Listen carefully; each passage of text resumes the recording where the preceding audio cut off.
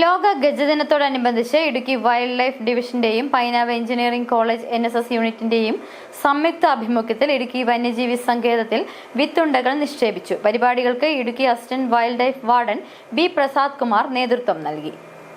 ലോക ഗജദിനത്തോടനുബന്ധിച്ച mission food for water പദ്ധതിയുടെ ഭാഗമായാണ് ഇടുക്കി വൈൽഡ് ലൈഫ് ഡിവിഷന്റെയും പൈനാവ് എഞ്ചിനീയറിംഗ് കോളേജ് NSS യൂണിറ്റിന്റെയും സംയുക്ത ആഭിമുഖ്യത്തിൽ ഇടുക്കി വന്യജീവി സങ്കേതത്തിന്റെ ഉൾവനത്തിൽ ഉപ്പുകുഴി ഭാഗത്ത് ശുഷ്കവന മേഖലയിൽ വിത്തുണ്ടകൾ നിക്ഷേപിച്ചത്.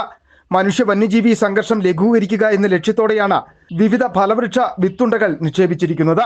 Assistant wild life warden B. Prasad Kumar വിത്തുണ്ട നിക്ഷേപ പരിപാടി ഉദ്ഘാടനം ചെയ്തു. Section forest officer KC Anandan മുഖ്യപ്രഭാഷണം നടത്തി.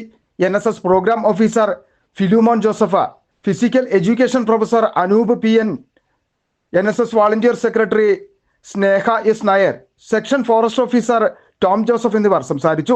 PM Abdul Shukoor, TM Ravi, CJ Kuttappan, fisherman sub group അംഗങ്ങളും പരിപാടിയിൽ പങ്കെടുത്തു.